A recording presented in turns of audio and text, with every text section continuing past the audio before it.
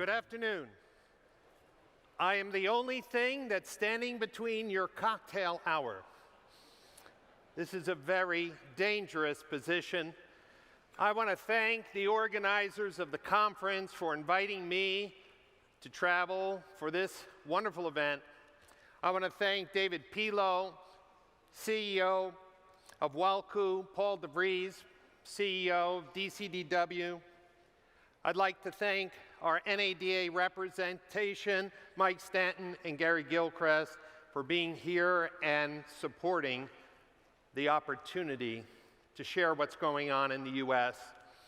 19 years ago, I started an agency and I fell into the automotive industry. It wasn't a plan, but like many of you, maybe it was a part-time job, maybe it was your father or family business, maybe it was a hard time you're going through and you fell in love with automotive.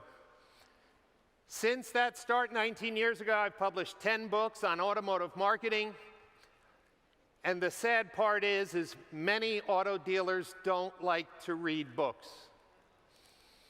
I host 2 conferences, not as large as this great one, but focused on bringing innovation, technology, and change to the automotive industry.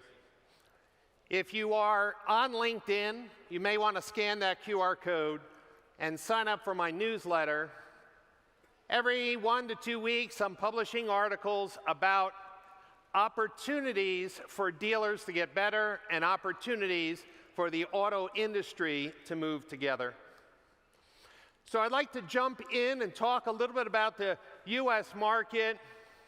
I'd like to thank Jose Munoz, who did a very good overview on what Hyundai is doing in the US, but more importantly, for his commitment to support the franchise dealer model. First, I'd like to know who's left in the audience who isn't out drinking already. How many car dealers, you're working at a car dealership? Can I see a show of hands? You're working at a car dealership? No one.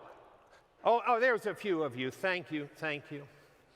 I want to thank you for being resilient. I want to thank you for being entrepreneurs. I want to thank you for pushing for what's right to help consumers around the world find a solution for their mobility needs. We're at a very interesting time in the US. Very different than just 2 years ago. The pendulum has swung many times in automotive retail. Those of you with gray hair or no hair, you know that over your career, the pendulum continues to swing back and forth between ideas that the OEMs have, ideas that the consumers have, ideas that even your peers have about change in automotive retail. You've heard about the agency model. I'm not going to belabor that point. The agency model is toxic for entrepreneurs. Today, I'm happy to say that organizations like NADA and others are standing up for what has always worked in automotive retail, is that entrepreneurs, people with passion, people with knowledge of the local community, make the franchise model work. And today, more than ever, I laugh at the statements just 2 years ago from people like Jim Farley, who basically said, EVs will sell themselves. We're going to have a website. Consumers are going to go. They're going to buy every single EV that we make, and we'll just drop it off at the local Ford dealership. It's complete nonsense 2 years ago, and now it's proven out. This idea is like 100% EV, 100% EV. Man, franchise dealers in the US are having problems. Whether it's Hyundai or Mercedes or Ford, no one wants to buy these vehicles right now. The buzz is over. And yet, if it was an agency model, the OEMs would be stuck with these vehicles Unfortunately, the franchise dealers are stuck with these vehicles. But in every case, the franchise dealers always find a way. We're moving from the US of everything sells by itself as fast as it can be produced to sales are hard. Stellantis dealers in the US are stuck with a high level of inventory that they can't move. A big change from 2 years ago. 2 years ago, 3 years ago, when COVID struck, everyone's like, buy online, buy online, buy online. Everyone wants to buy online, and today, over 90% of every vehicle sold, and I would even say 95%, easily are being done inside the dealership. So I want to thank the dealers here. This pendulum is costly. This pendulum breaks trust. And I have a message for the OEM representatives. Stop surprising your dealers with crazy ideas that won't work. Rather, why not come to the table and work together? This is where we are in the US marketplace based on this interesting stat. Active shoppers, people who are actively shopping online for vehicles, we're in a tough time in the US auto market. Just 2 or 3 years ago, there were practically no incentives because cars were selling themselves. Today, 0% interest and big discounts. In fact, the problem with EVs is that even the leasing programs weren't so good. Thankfully, my colleagues back in the US have said, for example, since Jose Munoz was here, the Ioniq EV, they finally came out with a great leasing program just this month because even that model car is sitting on dealership lots. Who would have thought Tesla needed Cars.com to sell their cars? This would have never happened 2 years ago. It shows you that change is quite significant. You've heard all the hype about EVs, but there are 5 probably common problems that are happening to all sellers of EVs. And here's the odd thing. Marketers in this room, and I'm a marketer, you have to understand that consumers have so many questions about EVs, yet you're paying for Google ads and Meta ads and YouTube videos, sending these people to dealer franchise websites, and there's no content on the websites that answer their questions. We can't assume that ICE vehicles and the decisions that consumers make are the same for EVs. And then you see some of these pictures. The snowstorm in Chicago. People with EVs couldn't get their cars charged. They were dying. They had to get towed. Can you imagine why consumers are afraid about purchasing EVs? Here's an example. And I'm not picking on any brand, I'm just stating fact. Mercedes dealers have MQS sitting on the lot. They're offering $20,000 discounts and 2 free home charging systems, and a consumer won't touch it. This is why the agency model is so stupid. Only an entrepreneur, only a hustler, only someone in the local market could figure out how to move these vehicles. And that's why I'm glad to speak here today, because I want to share with you some new things that I'm working on to help the franchise dealer succeed. Oddly enough, the Washington Post was blaming dealers for the slow adoption of EVs, but the truth is, those entrepreneurial brands that were once trying to sell direct, like Fisker, is now moving to a franchise model because they understand the power of a local franchise dealer. As I move to a new topic in the U.S. that hasn't reached here yet, let me close this one section. The future's uncertain. Change is here. EVs, hybrids, alternate fuel source transportation is surely in our future.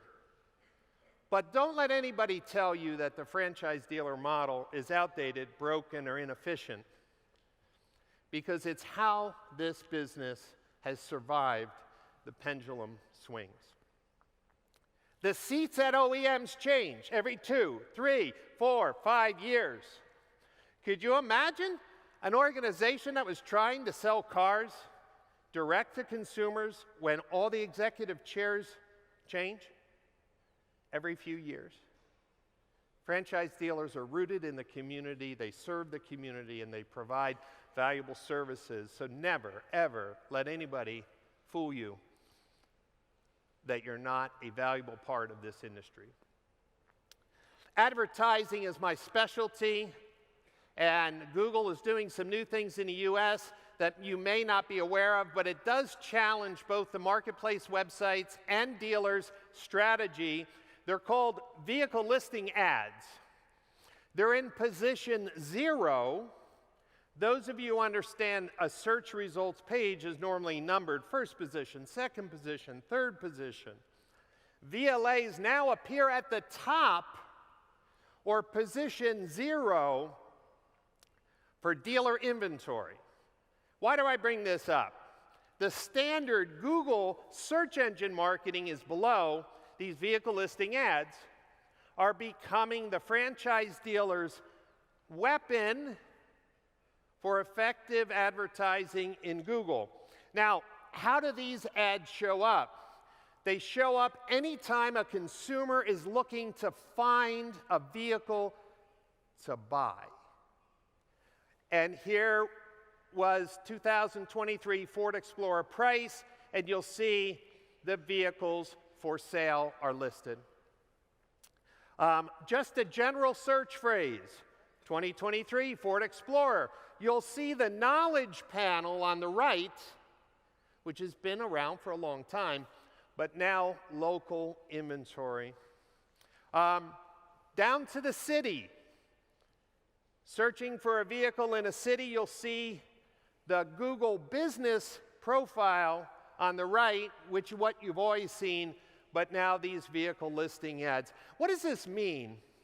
Well, it's another way in which Google is trying to help local businesses push their inventory into local shoppers, but it's also a threat for the marketplaces, in theory. You can see that when somebody clicks on these ads, they'll go to the dealer's product page, or what we might call a vehicle detail page, or VDP. It's direct traffic to the dealer's own website. But I did some analysis, and this was for the Benelux region, because I was asked, is this a threat to Mark Platz or any of the marketplace websites in that region? And here's what I found out. The average marketplace website costs dealers in that market about 2 cents a VDP view, where Google is 26 cents. In the US, that's about right, 26 cents to 30 cents per VDP view. In the US, that becomes one of the most effective ways to drive consumers to the dealer's website. Will VLAs come to Spain? I don't know. But they are the #1 Google investment now in the United States. When you look at how dealers spend money on Google, it is their #1. So, those of you who have big dealer holding groups or franchises that are spread around the geography of this country, ask your Google rep when they may come to your marketplace. Jose Munoz mentioned about their partnership with Amazon direct to consumer. Is anybody interested in what happens in that story? Is anybody interested? Translation happening. There's 2 people in the entire room who's interested in that. I feel really good. Maybe we should just end early and go for a beer. This is the #1 conversation on franchise dealers in the United States. #1. After the whole thing with the CEO of Ford and Mary Barra, CEO of GM, and all this noise about going direct to consumer and how easy it's going to be to sell EVs, now that that's passed, Hyundai's partnership with Amazon is very interesting. You heard from Jose effectively what their vision is. But interestingly enough, he may not have mentioned that in October 8th, 2021, this was new back then. So what happened 2 years ago? Maybe Amazon had no idea to sell a car, which is true. But every bad idea has to be recycled at least once. What do I think? It's different than what Jose Munoz thinks. There have been partnerships with manufacturers. Costco is a wholesale grocery product company.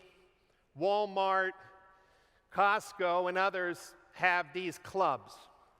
And as part of this club, you can buy a car at a discount. They have similar programs for military members. These become effective lead generation. They get a lead, the dealer pays for the lead, they hope to sell a car. But this has never worked in the past, and even the attempt in 2 years ago to sell direct to consumers, what's difficult? Well, for us, who's evaluating the trade? And even though I've seen all the latest AI trade tools, it's still a process. Today, more than ever, consumer debt is spiraling. Number 3 is the biggest piece in the US. Cars were being sold for $5,000, $10,000 over MSRP. Used car prices almost doubled. Prices are slowly coming down, but many people are in negative equity. Try to do a 100% online deal with somebody with $7,000 of negative equity and marginal credit. Also, some state regulations. Now, what Jose didn't mention is who's powering the Amazon marketplace. It's a company called A to Z Sync. This was developed out of a group called the Champ Automotive Group in Colorado. The Champ Automotive Group has the best brand promise in the United States. One price, one person, 1 hour. One price, one person, 1 hour. On their website, the price is clearly displayed. No negotiation. When you submit a lead, you only talk with one person the entire time. And when you come in the dealership, their goal is to get you in and out in 1 hour. One price, one person. So they built software to make this happen. Of course, many dealers in the US do not operate in this mindset. So their software really never took hold. Meaning, yes, they had 50 dealers or maybe 100 dealers maximum. But what they focused on was the customer experience. Somehow, they sold this vision to Amazon, and today, A to Z Sync is the people who are building Amazon's portal. They're really smart people. They understand the car business. They know how to transact remotely. Sadly, the truth is that there are better digital retailing platforms on the market today, and still, I would say less than 5% of dealer sales are done completely online. In a sense, most digital retailing tools in the US have become super lead generator. Maybe you were in Paul DeVries's workshop, and if you weren't, watch the recording. There's a process of handling leads. And a digital retailing platform which maybe gets the customer to put in their trade information. Maybe in the US we can get some credit scoring, but it still becomes a super lead. Very, very, very, very, very few, less than 1%, fill out a final hard credit application online.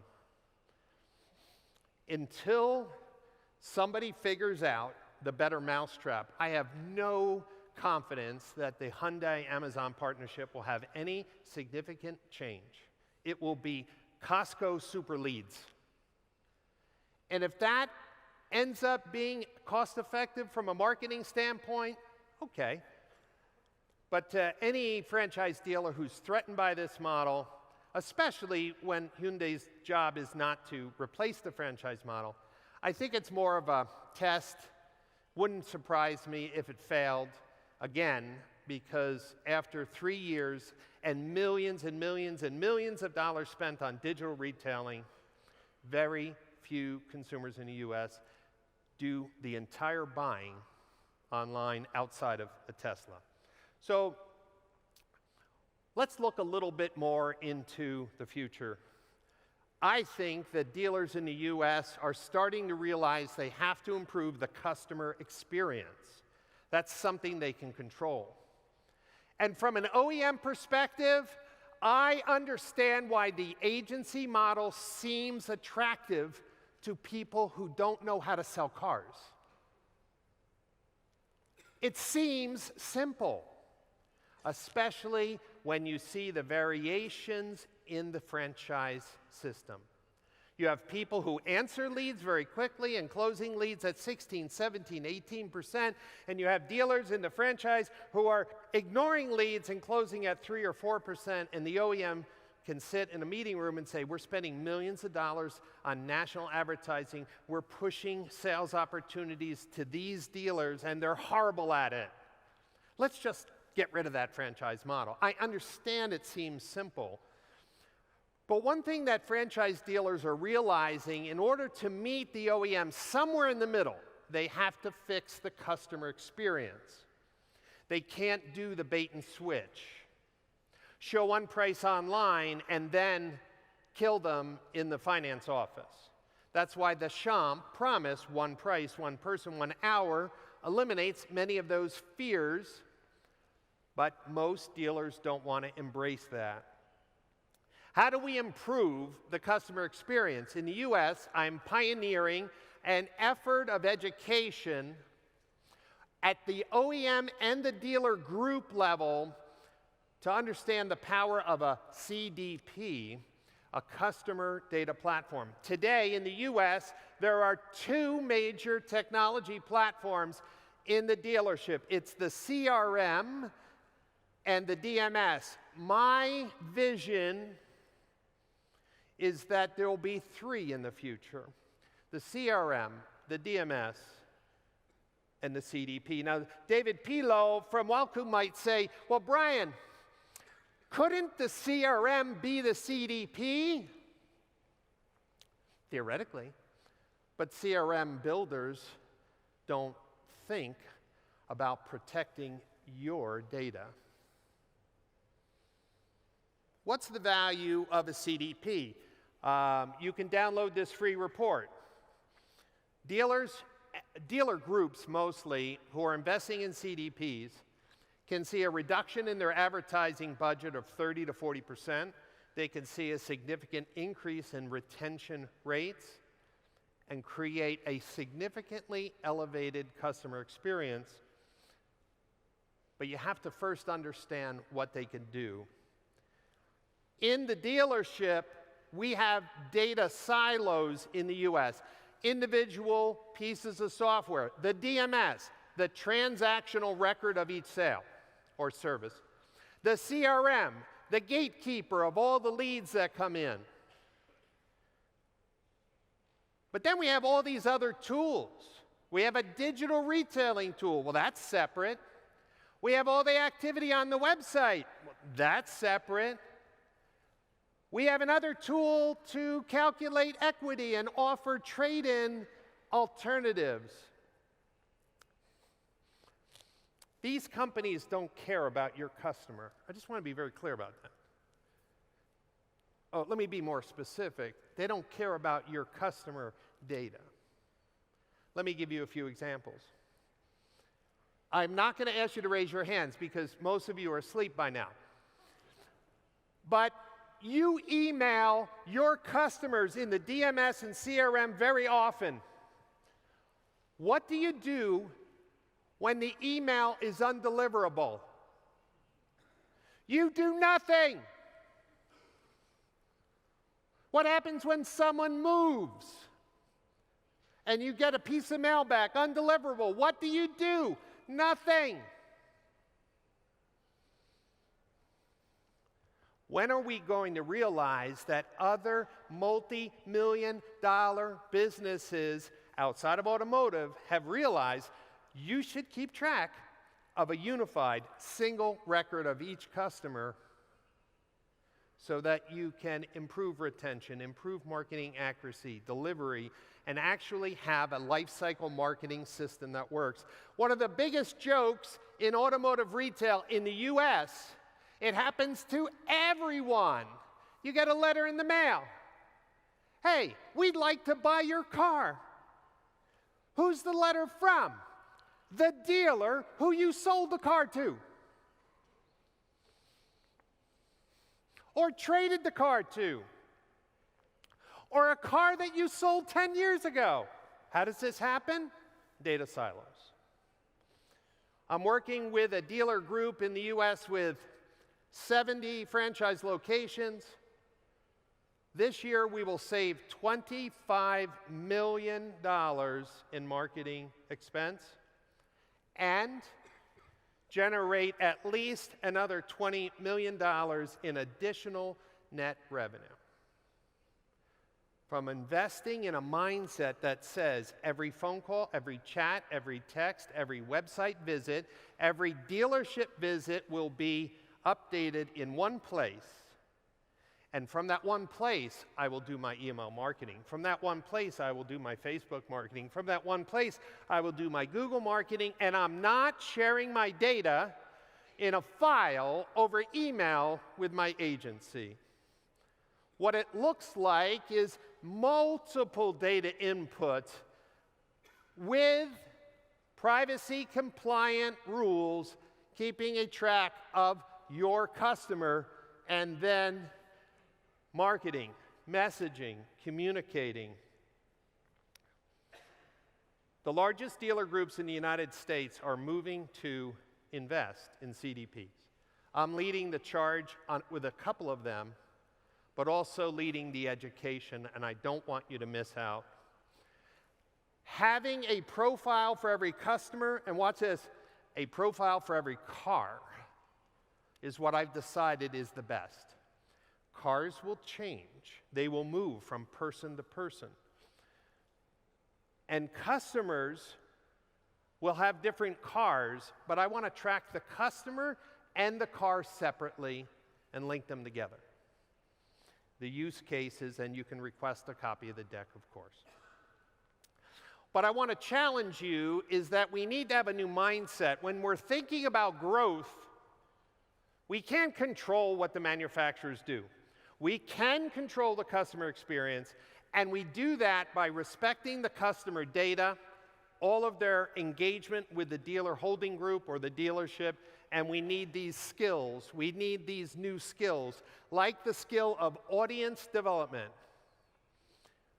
creating audiences or virtual lists of customers in different states of their life cycle to reach out to them in the BDC or through texting or through email or direct mail.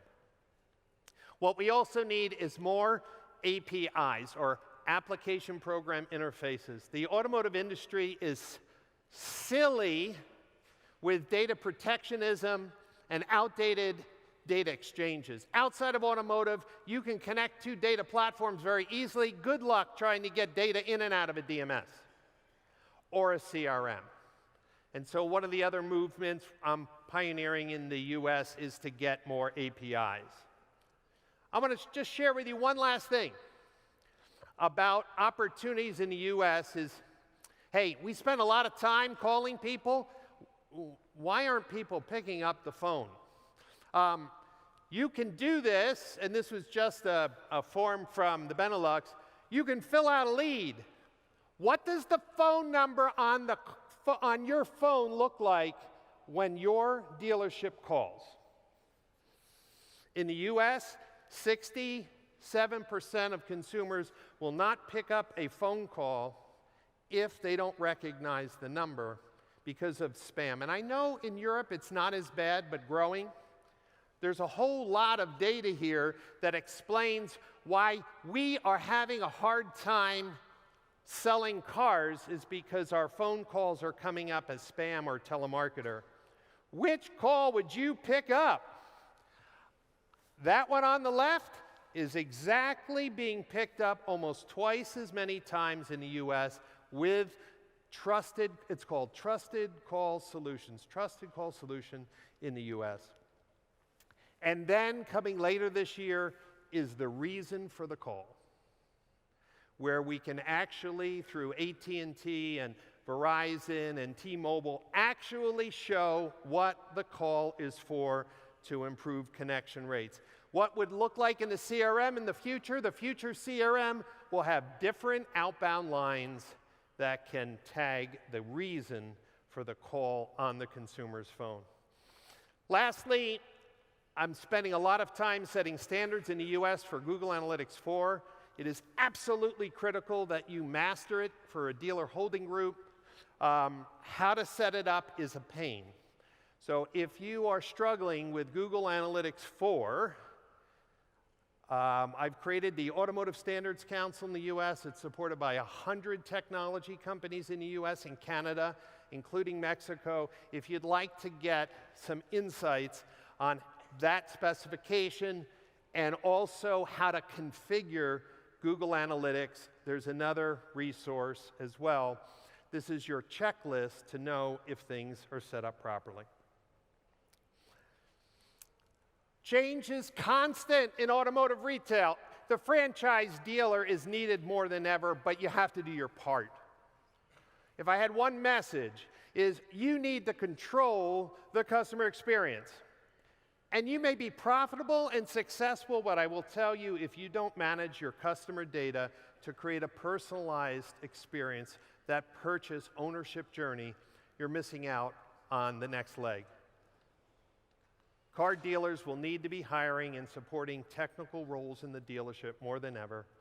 And so my challenge to you is look at the free resources, be proud, but don't fall behind in the evolution of automotive technology and creating the best customer experience for shoppers here in Spain. Thank you very much for your time.